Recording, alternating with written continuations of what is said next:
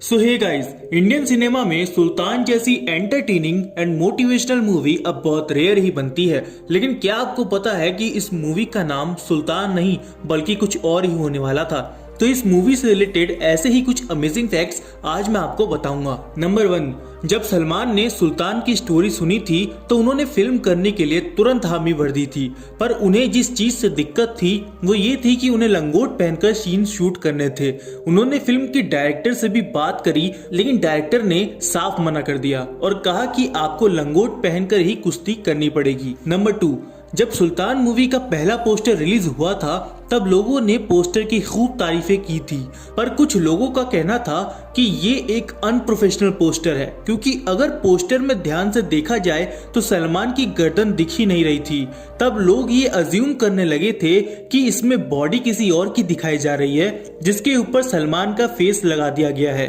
कुछ लोग तो इसे फैन मेड पोस्टर भी बोल रहे थे, लेकिन मूवी रिलीज होने के बाद सबकी बोलती बंद हो गई थी। नंबर 3, सबसे पहले इस मूवी का नाम दंगल होने वाला था, लेकिन कोइंसिडेंटली उसी साल दिसंबर में आमिर खान की भी फिल्म आ रही थी जिसका नाम दंगल रखा जा चुका था और दंगल सुल्तान से पहले ही बनना शुरू हो गई थी, इसलिए मेकर्स ने मूवी का नाम सुल्तान ही रखा। नंबर 4, जब सुल्तान रिलीज हुई थी तब Aamir Khan kind of depression में आ गए थे, क्योंकि दंगल और सुल्तान दोनों ही फिल्में रेसलिंग पर बेस्ड थी और सुल्तान के रिलीज होने के बाद आमिर खान को इस चीज का डर बैठ गया था कि पब्लिक सेम टॉपिक पर बनी दूसरी मूवी को इग्नोर न कर दे। नंबर 5, जब सुल्तान की शूटिंग प्रोग्रेस में थी तब आमिर खान ये चाहते थे कि दंगल पहले कंप्लीट होकर रिलीज हो जाए। हालांकि दंगल की शूटिंग सुल्तान से पहले से ही चल रही थी, लेकिन आमिर खान के वजन घटाने बढ़ाने में ही इतना सारा टाइम चला गया था कि तब तक सुल्तान कंप्लीट होकर रिलीज भी हो गई थी। नंबर 6,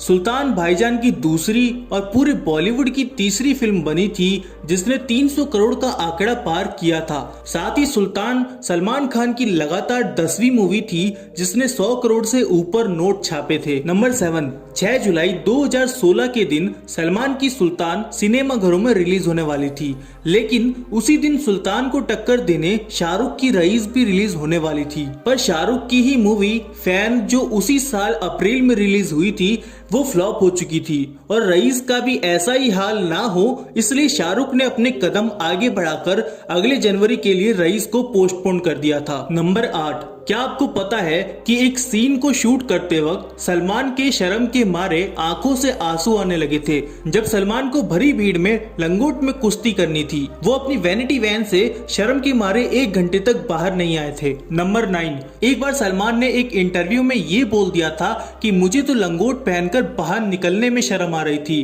और जब मैंने हजारों दर्शकों के सामने कुश्ती करने वाला सीन शूट किया था तब मुझे ऐसा लग रहा था जैसा कि एक रेप्ड वुमेन को लगता है।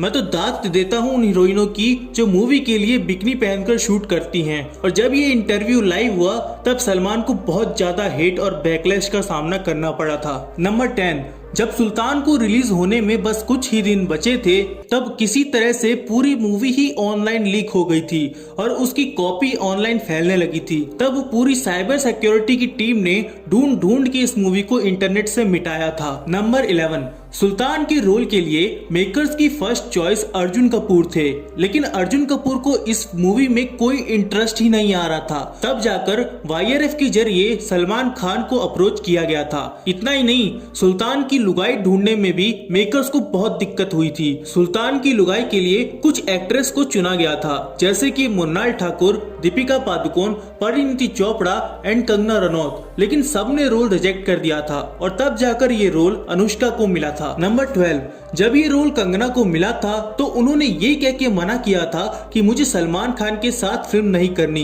इवन तीनों खान्स के साथ मूवी नहीं करूंगी। इस बात पर यश चोपड़ा ने उन्हें कुछ नहीं कहा और किसी और एक्ट्रेस के पास चले गए, लेकिन तभी कंगना ने एक इंटरव्यू में ये बोल दिया कि सुल्तान के लिए मुझे अप्रोच किया गया था, लेकिन मैंने खान्स के साथ काम करने से ही मना कर दिया।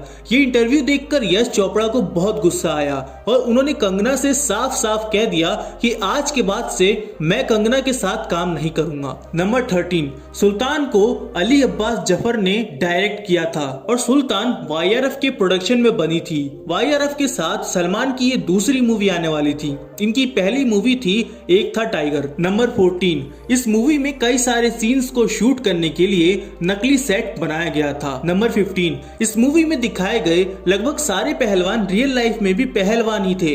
यहाँ तक कि लास्ट में जब सुल्तान रिंग में लड़ रहा होता है तब जो टायरन नाम का फाइटर हमें दिखाया जाता है वो भी एक रियल लाइफ फाइटर ही है जिसका असली नाम टायरन वुडली है और 2016 में ये वेल्टर वेट चैंपियन बने थे UFC फाइट में। तो ये थे सुल्तान मूवी से रिलेटेड कुछ अमेजिंग फैक्ट्स। और अगर तो आपको वीडियो पसंद आई हो तो हमें बताएं, हम इसका पार्ट 2 भी लाएंगे। लेकिन तब तक के लिए वीडियो को लाइक करके चैनल को सब्सक्राइब कर देना और बेल आइकन को दबाकर ऑल पर जरूर से कर देना।